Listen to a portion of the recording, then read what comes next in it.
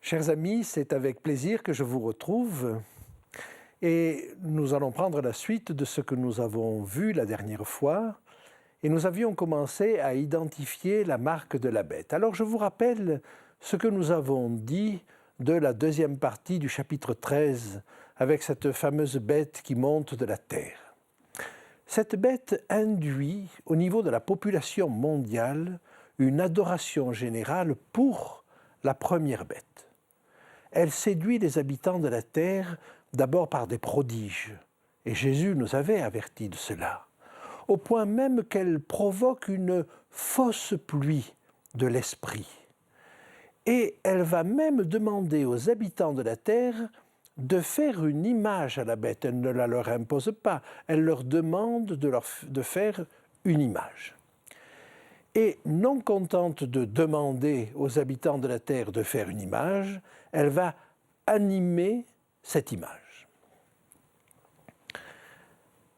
Comment va-t-elle faire ensuite? Elle va faire que l'image de la bête qu'elle anime édicte un décret de mort. Comment va-t-elle s'y prendre? Elle va d'abord imposer que tous les habitants de la terre reçoivent une marque, la marque de la bête, de telle sorte que personne ne puisse ni acheter ni vendre. Et bien sûr, c'est la première étape avant davantage de restrictions. Mais il nous faut maintenant identifier cette marque de la bête. Quelle est-elle? Alors pour cela, nous avons plusieurs éléments. La première caractéristique est que cette marque peut être appliquée sur la main ou sur le front. Et quand nous cherchons des textes qui nous parlent de la main et du front, nous tombons sur quelques textes, pas très nombreux, qui nous parlent de prescriptions de Dieu. Alors nous avons d'abord des prescriptions sur la Pâque, et puis nous avons également des prescriptions sur les 10 commandements. Et cette pratique était appelée sur la main ou sur le front. En effet, le fait de faire quelque chose, rappeler, raviver un souvenir. Par exemple, le fait de manger la Pâque avec des herbes amères, rappeler le souvenir de la sortie d'Égypte. Une fois qu'on a fait ce lien entre la main et le front, que l'on a compris qu'il s'agissait d'une prescription ou d'une loi, nous comprenons qu'il s'agit donc d'une loi que la bête va imposer au monde entier. Le deuxième élément qui va nous permettre d'approcher l'identification de cette marque se situe dans le livre du prophète Daniel. Et nous apprenons là qu'une puissance, que je n'ai pas le temps de définir ici, mais qu'une puissance, à la fin, ferait oppression sur le peuple de Dieu. Et en même temps qu'elle opprimerait le peuple de Dieu, à l'intérieur de cette oppression, au chapitre 7 et au verset 24 et 25, elle changerait, elle espérerait changer les temps et la loi. Et nous comprenons que c'est à travers un changement de loi qu'elle va réussir à persécuter le peuple de Dieu. Par conséquent, on arrive à cette conclusion que la marque de la bête, c'est une loi de Dieu, mais qu'elle a changée, qu'elle a détournée, pour en faire sa propre loi. Et nous en étions arrivés à ce point quand nous avons terminé notre précédent exposé. Alors, nous le reprenons maintenant au même endroit. Et il se trouve que la loi de Dieu a été modifiée. Elle a été modifiée à deux endroits. D'abord au niveau du deuxième commandement. Le deuxième commandement prescrivait de ne pas faire d'image taillée et surtout de ne pas se prosterner devant ces images taillées, c'est-à-dire devant ces statues. Supprimé purement et simplement, et effectivement, le système féodal du Moyen-Âge ayant multiplié les statues et ayant multiplié les génuflexions devant ces statues, ne pouvait pas garder le deuxième commandement. Et pour maintenir le nombre, eh bien, elle a divisé le dernier commandement en deux, de sorte que nous avons deux commandements à la fin sur la convoitise. Et puis, une autre modification est intervenue sur le quatrième commandement. Cette modification paraît peu sensible, mais elle transporte le jour du repos du 7e jour au 1er jour de la semaine.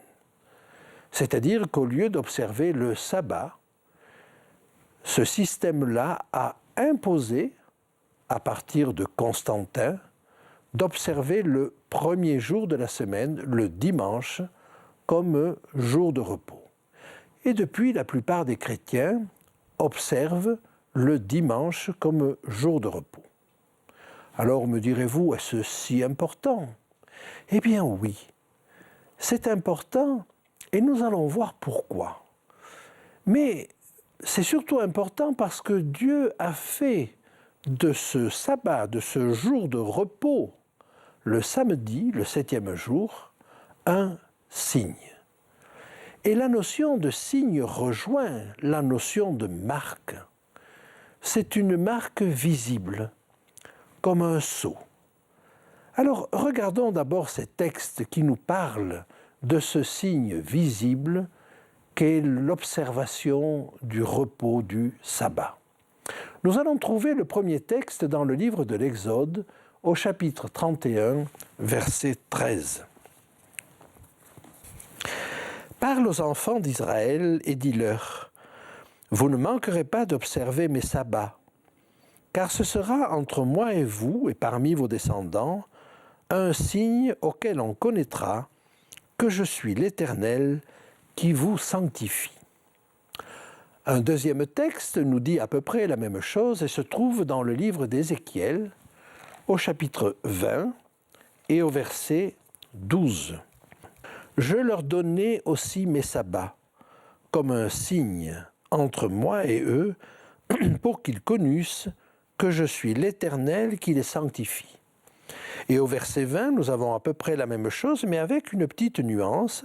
« Sanctifiez mes sabbats, et qu'ils soient entre moi et vous un signe auquel on connaisse que je suis l'Éternel, votre Dieu. » Par conséquent, nous avons là trois textes qui nous disent clairement que le sabbat est un signe.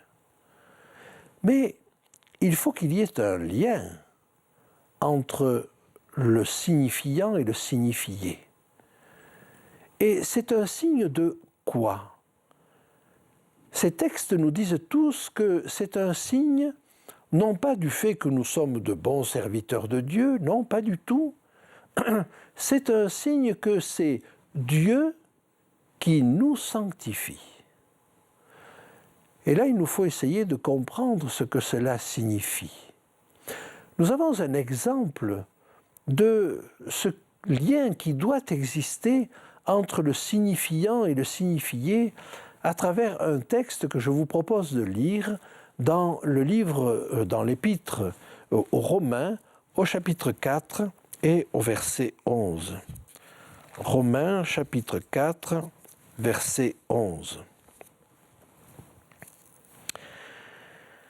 Et il s'agit d'Abraham, reçut le signe de la circoncision comme sceau de la justice qu'il avait obtenue par la foi, quand il était incirconcis, afin d'être le père de tous les circoncis qui croient, pour que la justice leur fût aussi imputée. Abraham reçut le signe de la circoncision. Et c'était le signe qu'il avait reçu la justice de la part de Dieu. Mais quel lien entre les deux? Eh bien, ce signe de la circoncision ravivait un souvenir particulier, le souvenir de l'alliance que Abraham avait traitée avec Dieu. Au chapitre 15 de la Genèse, on trouve ce récit. Et Abraham avait partagé un certain nombre d'animaux en deux. Il les avait coupés. Et pendant toute la journée, il avait chassé les oiseaux de proie qui s'étaient abattus sur ces victimes-là. Puis le soir arrivé, il tombe dans un profond sommeil, et Dieu, lui aussi, sous la forme d'un feu, passe au milieu de ces animaux. C'est-à-dire que Dieu et Abraham passent par le même chemin. Mais quelle relation avec le fait de couper? Eh bien, probablement qu'il y avait là aussi l'idée de couper les animaux. Et on dit d'ailleurs en hébreu « couper une alliance » et non pas « faire une alliance ».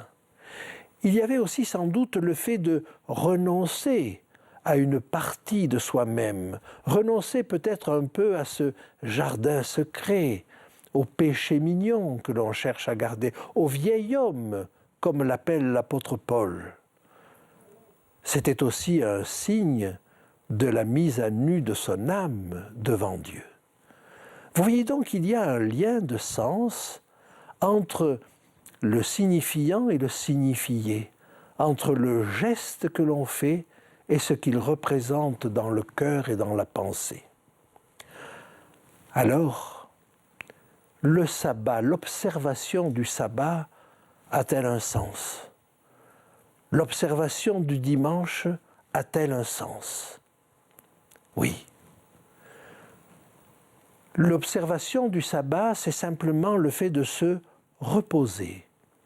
Ce jour-là, Dieu ne demande pas que nous fassions quelque chose. Il demande que nous ne fassions pas l'œuvre que nous faisons, le travail que nous pouvons faire d'habitude les autres jours de la semaine. D'ailleurs, le commandement dit lui-même, tu travailleras 6 jours et tu feras tout ton ouvrage. Mais le 7e jour, c'est le jour de l'Éternel. Quel sens cela a-t-il dans notre vie spirituelle? Cela veut dire que pour me sanctifier, puisque c'est le signe que c'est l'Éternel qui me sanctifie, cela signifie que pour me sanctifier, je ne compte pas sur moi. Je compte sur l'œuvre de Dieu. Si j'observe le samedi comme jour de repos, ça n'est pas le signe d'une obéissance aveugle, c'est parce que j'accepte cette idée que je ne peux pas moi-même me sanctifier et que je me repose sur l'œuvre de Dieu pour me sanctifier.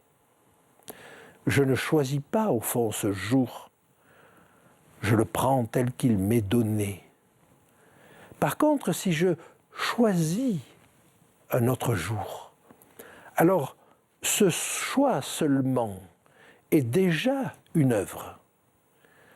Et cette œuvre, cela veut dire que je bâtis ma relation avec Dieu. Je la bâtis sur un choix personnel, mais qui est différent du choix que Dieu a fait. C'est-à-dire que j'entends bâtir ma sanctification et au-delà, je prétends bâtir la cité de Dieu sur la terre. Je prétends bâtir le bonheur de l'homme. Je prétends bâtir sa vie spirituelle sur cette base-là.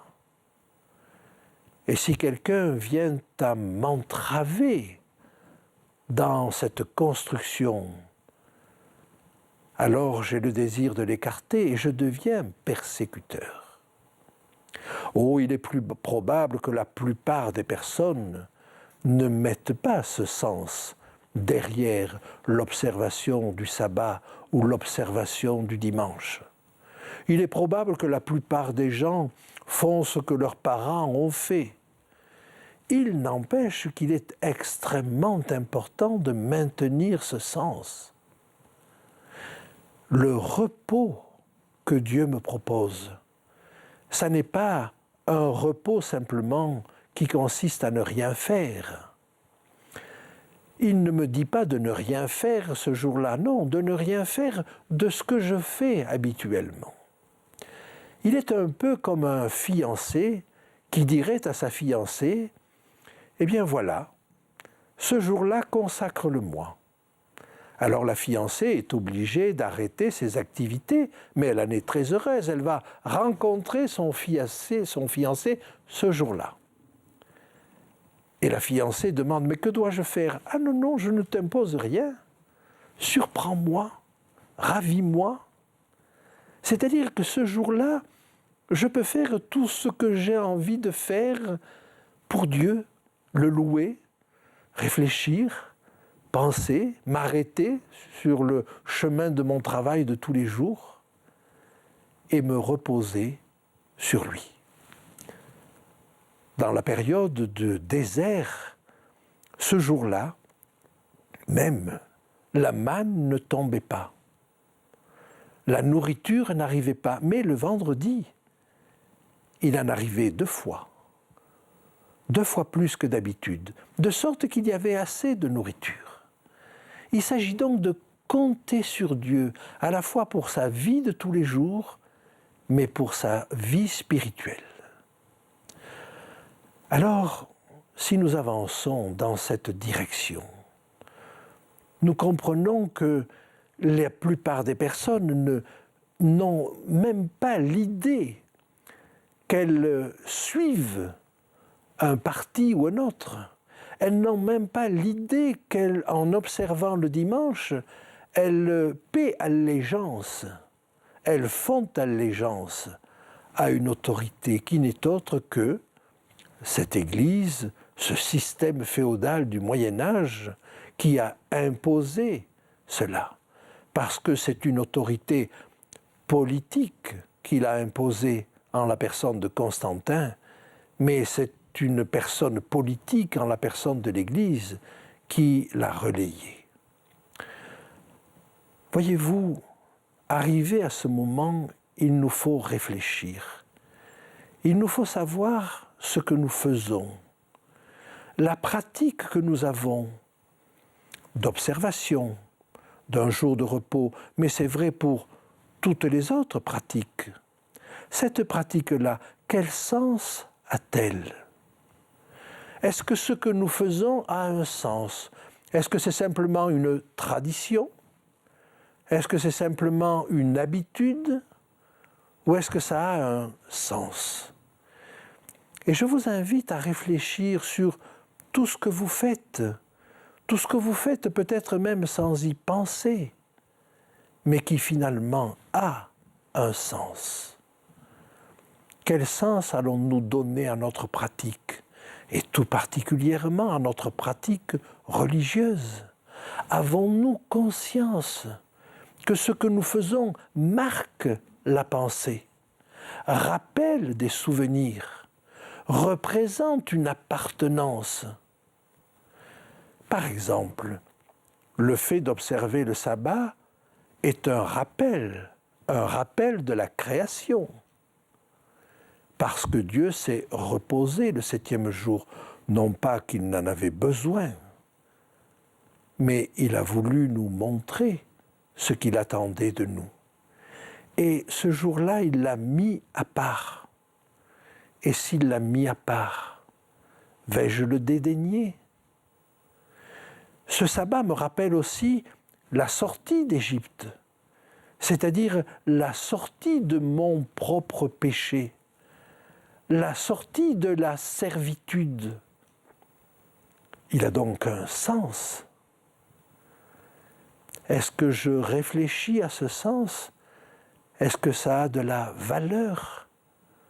Il est important que chacun puisse intervenir en pleine connaissance de cause. Voyez-vous, nous pouvons pratiquer des choses sans même le réaliser. Alors c'est simplement une marque sur la main.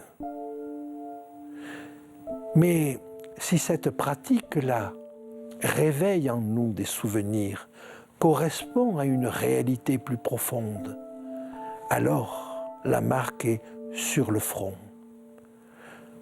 Ce que Dieu veut, c'est que nous soyons marqués au front. Une marque sur la main ne l'intéresse pas. Si nous faisons des choses simplement par routine, par habitude ou par tradition, ça ne représente rien. Le sceau de Dieu, lui, est appliqué sur le front.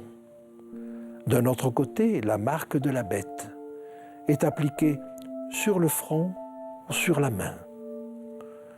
La bête se contente d'une adoration, d'une pratique qui ne soit que de routine, qui ne soit qu'une allégeance de pure forme, mais pas Dieu. Alors de quel côté voulons-nous pencher?